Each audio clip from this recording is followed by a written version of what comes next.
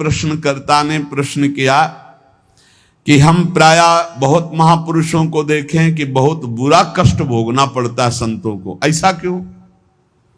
बड़े बड़े पापी हैं ऐसे उनको कुछ नहीं कष्ट होता, और संत जो भजन कर रहे हैं उनको बहुत ही कष्ट होता है, ऐसा क्यों होता है? ऐसा इसलिए होता है, उसके दो कारण होते हैं।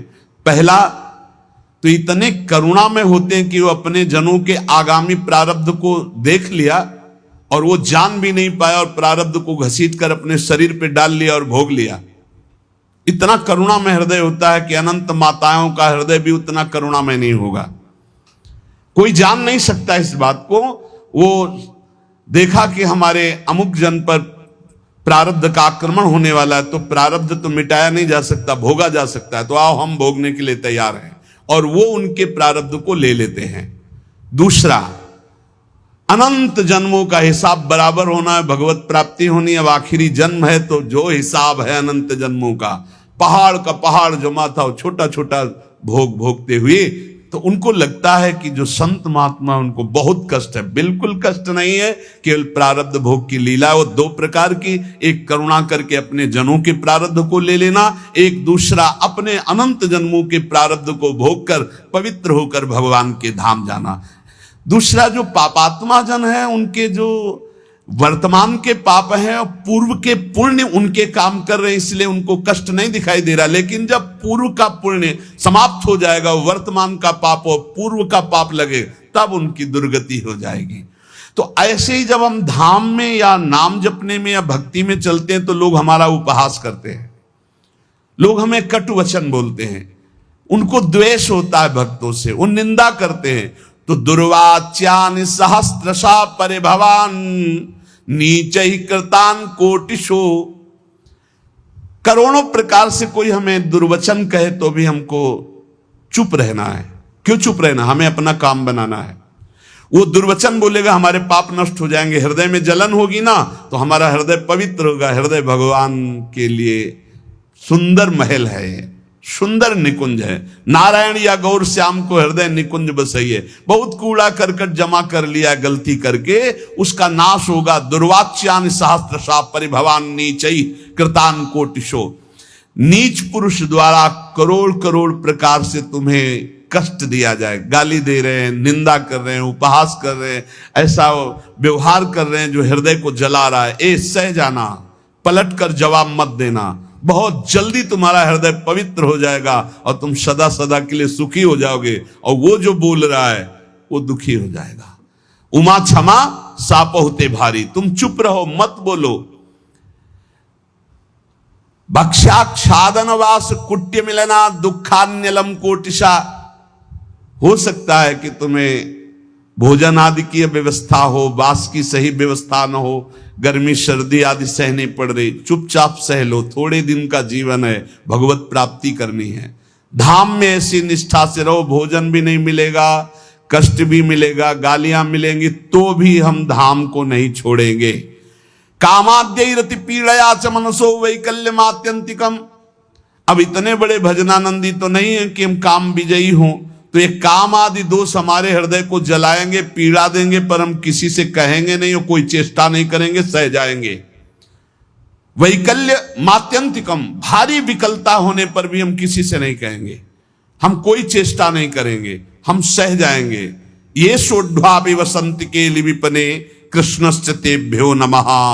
जो ऐसे श्री राधा और कृष्ण के केल विलास युक्त महल वृंदावन में वास करते, सब कुछ सहते हुए श्रीपाद कहते मैं उनको नमस्कार करता हूं।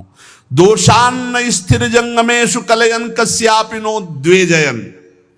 तुम्हें उद्विग्न करेंगे यहां लोग, तुम्हें परेशान कर सकते हैं, पर तुम उनकी निंदा मत करना, उद्विग्न मत होना, उनकी निंदा मत करना, अपने आप को बचा के निकल जाना। ये मानो परमार्थ में आगे बढ़ने के लिए जरूरी है ये बात। दोषान्न स्थिर जंगमेशु, यहां किसी भी जड़ चैतन्य में दोष दर्शन न होने पावे। यद्यपि वो तुम्हें उद्वेग प्रदान करेंगे, भगवत पार्षद हैं, प्रेरित होकर आएंगे, तुम्हें ऐसे वचन बोलेंगे, ऐसी चेष्टा करेंगे, ऐसे उद्वेग प्रदान करेंगे, पर तुम उद्वेग मत कर। किंचिद्यत दयत्न लब्ध मित भुक चित्ते पिना स्त्रीक्षणा। यदि तुम्हें कवल दो कवल ही भोजन मिल जाए तो उसी को खा करके दिन व्यतीत कर लो। अभ्यास में बहुत बड़ी सामर्थ्य है, बहुत बड़ी सामर्थ्य अभ्यास में है। ये भगवत प्राप्ति जब लक्ष्य हो जाएगी तभी सह सकते हो, अन्यथा नहीं सह पाओगे। अगर कवल दो कवल भी भोजन मिल जाए तो उधर में डाल लिया, पूरा दिन व्यतीत। कवल दो कवल तो बहुत होता है, 3-4 दिन में कभी ऐसे गुड़ मिल जाता था ना गंगा किनारे, गुड़, तो गुड़ पाके एक कमंडल जब गंगा जल पीते थे तो ऐसे भगवान की तरफ, कितने कृपालु भगवान हो, ऐसे एकांत में भी आप हमारे उदर पोषण को देते हो। आज तुम 3 बार पाते हो, एक बार भी भगवान हृदय से जय नहीं बोलते होगे, हृदय से जय नहीं बोलते होगे कि आहा कितने कृपालु प्रभु आप हो, आप कितना प्यार करते हो। कभी रोते हो प्रभु के प्रति, कितना प्यार है प्रभु का। हर व्यवस्था है लेकिन कभी एकांत में जय जयकार हृदय से नहीं कर कि आपकी कितनी अपार कृपा है नाथ हम पर। और कह रहे मितभुक चित्ते पिन स्त्री क्षणा, एक क्षण के लिए भी वृत्ति काम भोग के लिए किसी माता बहन की तरफ गंदी भावना से न जाने पावे। धाम में वास करते हो ऐसी गलती ना होने पावे। श्री राधा मुरली धरोज्वल यशहा श्रणवन गृणन संस्मरन यो वृंदावन मावसेन मधुर धीर धन्याय तस्मै नमः।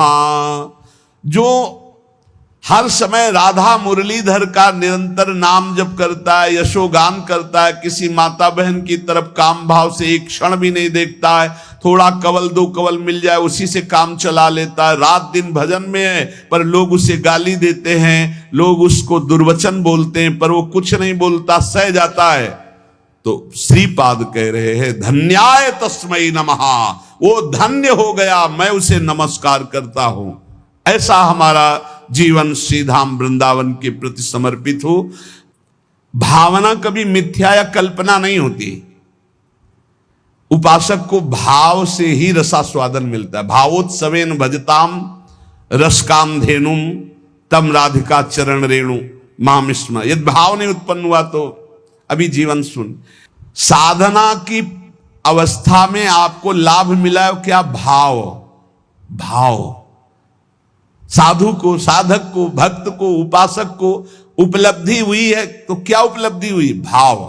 जैसे ज्ञान मार्ग में भी भाव है, ब्रह्म भाव, भगवत भाव में है सखा भाव, दास्य भाव, वात्सल्य भाव, गोपी भाव, सहचरी भाव, भाव की प्राप्ति होना। श्रद्धाहीन, मिथ्याचारी, मनमानी आचरण करने वालों को भाव का परिचय ही नहीं, जानते ही नहीं कि भाव क्या है। सच्ची मानिए, जिस दिन आप भाव में डूबने लगेंगे आपको कहीं जाने आने की जरूरत नहीं। यहां के ठाकुर का दर्शन नहीं हुआ तो विश्व में कहीं भी दर्शन करे और शांति नहीं मिलने वाली। इसलिए जो भगवत कृपा पात्र होते हैं वो अंतर में घुसना प्रारंभ कर देते हैं, अंतर्मुख होकर के अपने हृदय देश के ठाकुर के दर्शन की चेष्टा करते हैं। हृदय के भगवान का साक्षात्कार हो गया तो सर्वत्र होगा, और सर्वत्र घूमे आप हृदय के ठाकुर का साक्षात्कार नहीं तो कुछ हाथ नहीं लगेगा। करके देख लो, मन चराए आओ, मन को घुमाए आओ, आंखें चराए आओ, लेकिन हृदय के ठाकुर का साक्षात्कार नहीं हुआ तो विश्राम नहीं मिलेगा। देखो ये भाव राज्य है, इसमें स्थूल से सूक्ष्म, सूक्ष्म से सूक्ष्मतर और सूक्ष्मतर से सूक्ष्मतम में प्रवेश होता है। ये दिव्य भावना का लोक है। स्थूल, सूक्ष्म, कारण, भाव, चिन्मय, 5 भेद है। पहले स्थूल भाव बनता है। कैसे? शरीर से प्रकट सेवा में खूब तन्मयता, शरीर से जैसी आज्ञा हुई जहां हमें खड़ा कर दिया गया वही शरीर प्रधान। फिर अंतर में घुसता है, अंतःकरण प्रधान, सूक्ष्म शरीर, चिंतन प्रधान। अब बाहर की क्रियाएं तो पहले से ही संयमित हो चुकी है, अब जैसी गुरु आज्ञा वैसा अंदर चिंतन प्रधान। फिर कारण स्वभाव प्रधान हो गया, या जो पर्यो मोहि सहज स्वभाव, श्री हरिवंश नाम रस चाओ, श्रुतौ राधिका कीर्तिरंता स्वभावे। अब उसका स्वभाव बन गया भगवत लीला गाना, भगवत लीला सुनना, भगवत नाम जप करना, भगवत कीर्तन करना, भगवत सेवा करना। तब प्रकट होता है भाव। स्थूल सूक्ष्म कारण तीनों का परिवर्तन जो कर दे उसका नाम भाव। भाव के आगे चिन्मय देह की प्राप्ति होती है, जिसे भाव देह कहते हैं। ये बड़ा विलक्षण होता है, न स्थूल होता है, न सूक्ष्म होता है, न कारण होता है, न यातना देह होता है, न देव देह होता है, न स्वाप्निक देह होता है। एक अलौकिक चिन्मय भाव देह है। ये नित्य, जैसे प्रिया प्रीतम वैसा ये नित्य है चिन्मय देह। ये देह केवल कहने मात्र को ये शुद्ध भगवत स्वरूप है।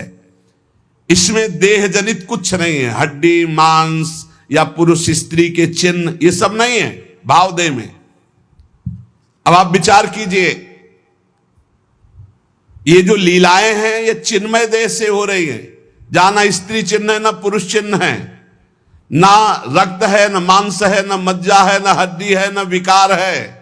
निर्विकार चिदानंद चिन्मय देह। कैसे जानोगे कैसी रास हो रही है? यहां देह और देही का भेद नहीं, जैसे आत्मा अलग है देह अलग है। यहां माया का पर्दा नहीं है, यहां बहिरंग प्रकृति का प्रवेश नहीं है, यहां अंतरंगा योग माया का भी प्रवेश नहीं है। यहां माया की चादर डालकर भगवान नहीं खेलते, यहां खुला खेल हो रहा है चिदानंद में। जैसे यहां तो माया की चादर पड़ी हुई, पहले देह फिर अंदर बैठा हुआ चिदानंद तत्व है, उसे कोई बिरला ज्ञानी जानता। समात्मा सुदुर्लभा वासुदेवा सर्वमिति। इस चिन्मय भावदेह की जब प्राप्ति होती है तो केवल प्रिया प्रीतम के मिलन आनंद की व्यवस्था करना और उसी आनंद में पूर्णानंद में डूबना। जैसी हरिवंश लाल ललना मिली तो हियो सिरावत मोर, चिदानंद भावदेह से चरी। इसमें जो चरम सुख है उसके आगे मोक्ष सुख कड़ुआ लगता है।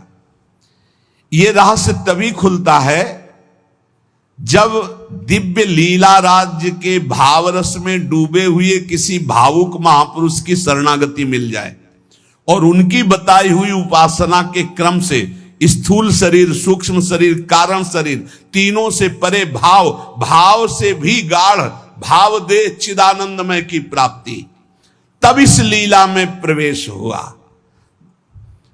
प्रभु की प्राप्ति के अनेकों निश्चित मार्ग सत्य हैं जो मोक्ष प्रदान करते हैं, प्रेम भी प्रदान करते हैं, परंतु ये कुछ विलक्षण है। लीला संदोह में प्रवेश करने के लिए सखी भावापन्न होना ही पड़ेगा। देखो, जब नारद जी ने हठ किया कि मुझे आपकी ब्रज लीला रास देखना है, तो उनको नारद जी से गोपी बनना पड़ा। अर्जुन जी को भी गोपी बनना पड़ा। भगवान शंकर जी ने जब चाहा तो इनको भी गोपी बनना पड़ा। ब्रज लीला के रास में अर्जुन को, नारद जी को, भगवान शंकर को गोपी बन करके प्रवेश दिलाया। लेकिन नवनिवृत्त निकुंज में तो सहचरी भाव के बिना प्रवेश। तीन गोपिन ते दुर्लभ माई, नित्य विहार सहज सुखदाई। यहां धाम परिकर खगमृग पशु पंछी सब चिदानंद, यहां दो नहीं सब एक है। प्रिया लाल खग मृग पशु पंछी वृंदावन सहचरिया सब का सब एक ही परम तत्व हित प्रेम। प्रेम, ये प्रेम का वैभव। इस नित्य परिकर में भाव देह से सम्मिलित हुआ जाता है। भाव देह के बिना रास और विलास ये परम गुह्य रहस्य है, इसे कोई नहीं जान सकता। ये तर्कों के द्वारा, विद्वता के द्वारा, शास्त्रों के द्वारा प्रमाणित नहीं किया जा सकता, क्योंकि जितने प्रमाण दोगे सब योग माया के अंतर्गत होंगे। योग मायातीत, पहले तो मायातीत मलिन त्रिगुण माया, सतोगुण रजोगुण तमोगुण, फिर इससे भी विशुद्ध जो योग माया है उसके ऊपर जब जाओ तब नवनिवृत्त निकुंज का रस। न लोक संग्रह है, न जगत के प्राणी हैं, न जगत की भावनाएं हैं, न जगत का भोग है। एक अलौकिक दिव्य धाम नवनिवृत्त निकुंज, जहां एक से भिन्न कुछ भी नहीं, ना लोक, ना जगत, ना प्राणी, न वस्तु, न सूर्य, न चंद्रमा, न शरीर, सब चिदानंद, सब प्रेममय। वृंदावन प्रेममय, खगमृग पशु पंछी प्रेममय, यमुना जी प्रेममय, प्रियालाल प्रेम के खिलौना दो खेलत है प्रेम, प्रेम प्रेम प्रेम। और चिदानंद देह को सुन चुके हैं आप, निर्विकार, स्त्री पुरुष चिन्हों से रहित। चिदानंद में देह तुम्हारी, विगत विकार जान अधिकारी। नित्य दिव्य रसमयी रासलीला का रहस्य ये माया मुग्ध मानव किसी भी तरह से नहीं जान सकता। हृदय में जब तक कोई भी वासना है तब तक प्रियालाल को कोई नहीं जान सकता। रास के ज्ञान को जानने के लिए ब्रह्मज्ञानी भी नहीं परिपूर्ण है कि ब्रह्म ज्ञान हो गया तो रास का ज्ञान उसे हो जाएगा। बड़ा खींचातानी करके वो कहते हैं आत्मविलास हो ऐसा, ये अलग देश है। अगर एक खींचातानी वही ज्ञान से होता तो परम ज्ञानी जो महान पुरुष श्री सुखदेव जी हैं वो सीधे आत्मविलास का वर्णन करते। जगत के विषयों से त्याग वैराग्य उपरति, मोक्ष सुख का त्यागी, वो रास रस का अधिकारी जो पुरुष होता है उसकी स्थिति का वर्णन करते हुए कहते हैं जहां किंचन मात्र भी मैं का ख्याल ही नहीं रह गया। देखो, रास में प्रवेश पाने वाले भाव देह को प्राप्त हुए महापुरुष की स्थिति कैसे होती, वो देख रहा है। मेरे द्वारा होता जो कुछ करते वो सारा भगवान, मैं न रहा मेरा न रहा, करता कौन कहां अभिमान, ढांचा एक बना रखा है अपने से ही अपने काम, नियमित सब चलते कल पुर्जे होती दिखती क्रिया तमाम। केवल ढांचा दिखाई दे रहा है, अंदर सिर्फ भगवान बैठे हुए हैं। अब जो कुछ हो रहा है वो सिर्फ भगवान कर रहे हैं। ढांचा दिखाई दे रहा है व्यक्ति का, वो अंदर बैठा है परमात्मा, वही सब कुछ करा रहा है। तुमने जो कहलाया मुझसे वही कहा मैंने अविकल, तुमने जो करवाया मुझसे वही किया मैंने निश्चल, तुमने जो सिखलाया मुझको सीखा मैंने वही सकल, तुमने जो दिखलाया मुझको देखा मैंने वही अकल।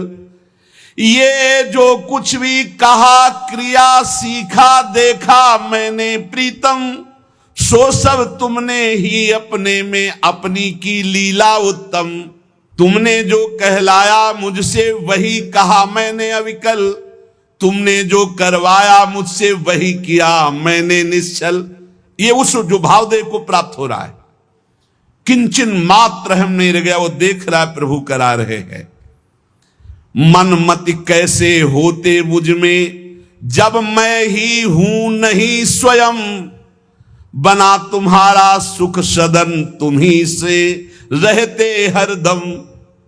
मन बुद्धि चित्त हम सब कुछ आपने अपहरण कर लिया, अब कार्य तो आपके द्वारा हो रहे। ओ शब्द में त्रुटि हो सकती, हाईजैक कहते, हाईजैक कहते, कर लिया हाईजैक भगवान ने, पूरा सिस्टम हाईजैक कर लिया। मन बुद्धि चित्त अहंकार इंद्रियां सबको भगवान ने, अब वो दिखाई दे रहा है केवल ढांचा करता हुआ, लेकिन क्रिया। किसी ने प्रश्न किया था कि आपको मन परेशान करता है जैसे हम लोगों को परेशान करता है? था, परेशान करता था जब मेरा मन था तब। जब मेरा मन था तब परेशान करता था, और जब उनका मन हो गया तो अब आनंद देता, परेशान नहीं करता है, अब आनंद देता है। क्या स्थिति होती है? मेरे मन में नित प्रविष्ट रहे, ईश्वर का मन करता काम, ईश्वर के मन के ही होते उदय दिव्य संकल्प ललाम। अब जो मेरा मन था उसमें ईश्वर का मन आकर बैठ गया। अब जो संकल्प विकल्प हो रहे हैं, अब जो क्रियाएं हो रही, जो भी बात हो रही, जो प्रश्न उत्तर हो रहे, जो चेष्टा हो रही, वो ईश्वर के द्वारा हो रही, वो किसी जीव के द्वारा नहीं हो रही। जीव के द्वारा किसी का परिवर्तन नहीं होता, ध्यान रखना। जो इसमें मैं था उसका अपहरण कर लिया गया, और उस मैं पे जो मैं है वो बैठ गया, अब अपना कार्य वो कर रहा है। रहा न मेरे मन में कुछ भी, ईश्वर के मन के अतिरिक्त, रहता सदा इसी से वो मधुरमय भगवद रस से अभिषिक्त। अब मेरा मन नहीं रह गया, अब प्रभु के मन ने हमारे मन पर पूरा का पूरा अधिकार करके बैठ गया। तो प्रेम रस अभिषिक्त मन, सूखे मन में काम क्रोध लोभ मोह मद मत्सर होते, भगवत रस से अभिषिक्त मन में नहीं होते। परेशान भूखा आदमी करता है, तृप्त आदमी तो आराम करता है। अब श्री राधा जुग चरण निवास, अब तृप्त हो गया, अब इसके भागने की जगह नहीं बची है। मेरे मन को नित्य बनाए रखते प्रभु निज मन का यंत्र, करते उससे अपने मन की मनमोहन वे परम स्वतंत्र। रहा न कोई मुझ में करने वाला अब सुचि असुचि विचार, अंतर्द्वंद मिट गए सारे, मिटे मोह के सभी विकार। एक ने कहा कि हमने आपको जान लिया। नहीं भाई, नहीं जान सा है। छाती से लगे रहो फिर भी नहीं जान पाओगे, छाती से लगोगे फिर भी नहीं जान पाओगे, वचन से लग जाओगे तो जान जाओगे, वाणी को पकड़ लो उसके अनुसार चल दो तो जान जाओगे, नहीं जान पाओगे। प्रभु के मन में निज को खोकर मन हो गया अमन मेरा, उठा असत आशा तृष्णा का ममता का सारा डेरा। अमना हो गया मन, कुछ नहीं चाहिए। जब बहुत बड़ी वस्तु मिल जाती है तो उसके पाने के बाद कुछ पाना बाकी नहीं रहता, उसके जानने के बाद कुछ जानना बाकी नहीं रहता। एक बार चित्त को लगाओ, तो एक बार प्रभु में लगाओ, फिर जब प्रभु तुम्हारे चित्त को स्वीकार कर लेंगे तो क्रीड़ा करते अब मन में स्वयं प्रीतम इच्छा अनुसार, करते रहते नित उसमें उससे वे अब स्वच्छंद विहार। अब मन रूपी भवन में हमारे प्रीतम स्वच्छंद विहार कर रहे हैं। जितनी भी मलिनताएं थी, जितनी भी इच्छाएं थी, वो प्रभु से विमुख होने के कारण, और जब प्रभु पधारे मन में सब अपने आप खत्म हो। क्रियाएं वैसे ही हो रही। मेरा जो कुछ था सब ही पर हुआ, एक उनका अधिकार, वे ही अब सब कुछ बने, प्राण हृदय मन प्राणाधार। भगवत प्रेमी महात्मा के प्राण कौन? प्रभु। मन कौन? प्रभु। तो प्राणाधार कौन? प्रभु। हृदय कौन? प्रभु। स्वयं प्रभु बन जाते। रहे कहीं भी कैसा भी यह देह पांच भौतिक सविकार, सविकार, मैं उनमें वे मुझ में, वे मैं नित्य निरंतर एकाकार। ये भावदेह में पहुंचने की स्थिति है। मेरे द्वारा बोल रहे हैं केवल मेरे श्री भगवान, मेरे द्वारा छेड़ रहे हैं वे मीठी मुरली की तान, मेरे जीवन में अब तो एकमात्र उनका ही स्थान, अतः उन्हीं का होता मुझ में क्रिया नित्य क्षुद्र